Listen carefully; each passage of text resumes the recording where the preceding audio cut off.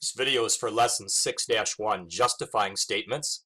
We're starting activity 6, which is about proving things about line segments and angles.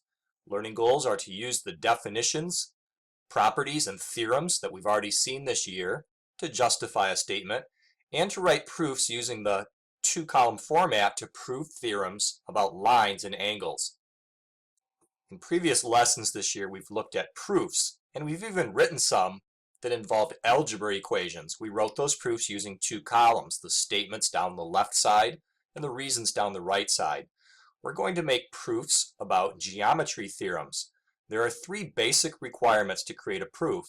We need to be aware of all of the definitions of terms that we have to work with. We need to have knowledge of the different postulates and theorems that we've worked with. And we need to know basic rules of logic, meaning that we can create a step-by-step argument for things where the next step is based upon information we've just written down. Here are some example statements and justifications that you'll use in geometry this year. Please understand that even though this is written in a chart, each of these is not related to the next thing. They're all separate questions for this particular problem. If angle ABE is a right angle, then we can conclude that the measure of angle ABE is 90 degrees. The justification for making this conclusion is the definition of right angle. So here we've used one of the definitions that we've studied this year. Next question. If angle 2 is congruent to angle 1 and angle 1 is congruent to angle 5, then we can conclude that angle 2 is congruent to angle 5, kind of making a jump like this. Angle 2 equals angle 1 equals angle 5, therefore angle 2 is equal to 5. That is the transitive property, one of the things learned in algebra.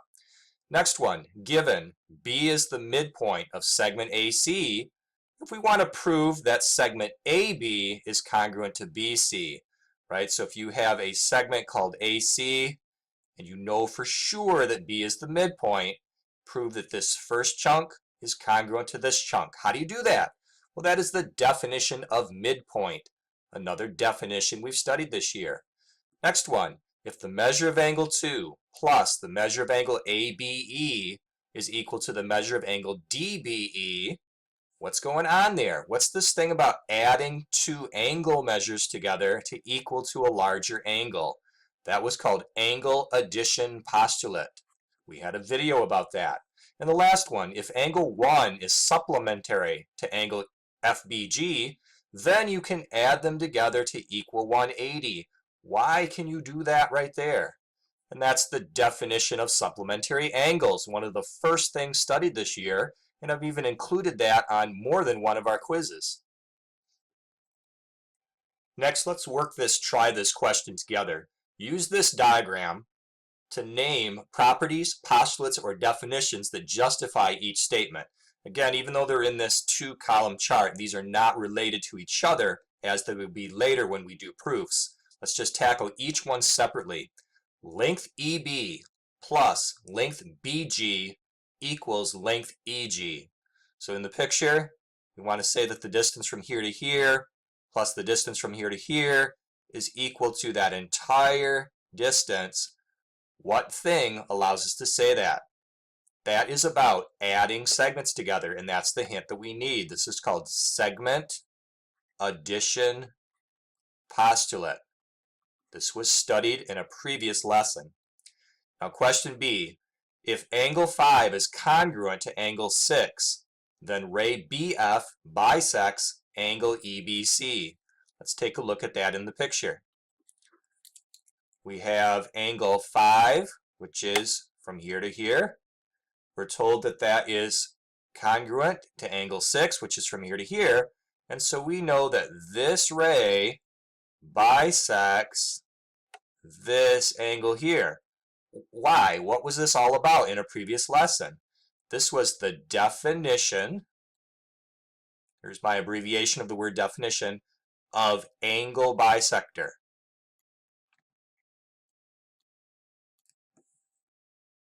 The clue that I looked for to remind me that that was the right one was when it said that the ray bisected. That's what made me think of this, hey, this is maybe the angle bisector thing that we talked about. Question C, if the measure of angle 1 plus the measure of angle 6 equals 90, then angle 1 is complementary to angle 6. So right here, this is the clue that we need. This is the definition of complementary angles.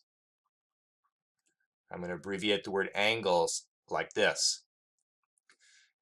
Question D, if the measure of angle 1 plus the measure of angle 5 is equal to the measure of angle 6 plus the measure of angle 5, that means angle 1 is equal to angle 6.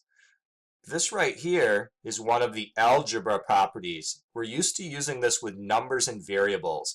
What's going on here is that where we see angle 1 added to angle 5, we're told that the angle 1 gets replaced with something equal to it. Instead of angle 1, now it has angle 6 written in the same position, right? It goes angle 1 plus angle 5. Now it says angle 6 plus angle 5. When you have two things and they're written in the same spots like that, you know that those things are equal to each other because of the substitution property. There's one we use a lot in algebra class. Okay, next question.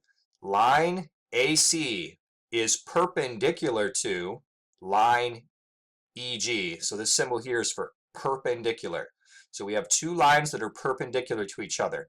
In the picture, those lines are crossing each other and forming a 90-degree angle. So can we prove that it's a right angle?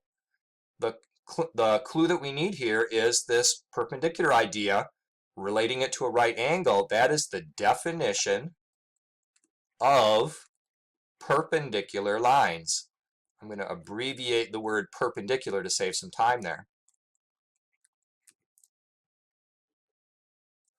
To be able to do these questions at all, we have to remember things that we've learned from earlier this year. Segment addition postulate, definition of angle bisector, definition of complementary angles, and so on. If we don't remember back to earlier sections that we've studied, then we have no idea at all what to write down as reasons for these statements. Here are some check your understanding questions. I'll pause the video for you to answer these. Here are answers. Number 1, why does this sentence not need to be justified? Because this sentence itself is a definition. The things that you justify are if-then sentences that haven't already been proved to be true. This right here is the definition of midpoint.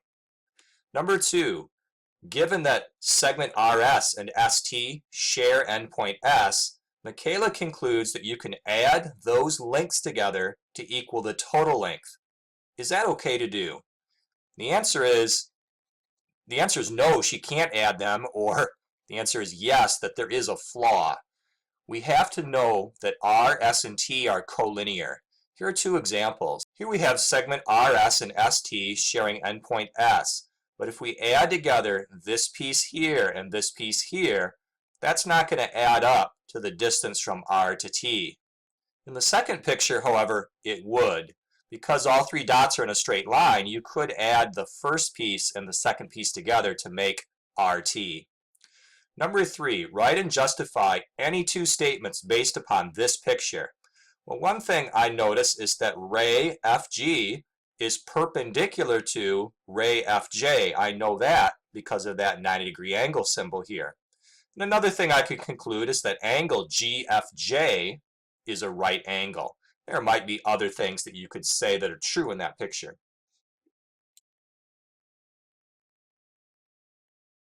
So in this lesson, we discussed the importance of knowing definitions from previous sections, knowing properties and knowing theorems in order to justify statements.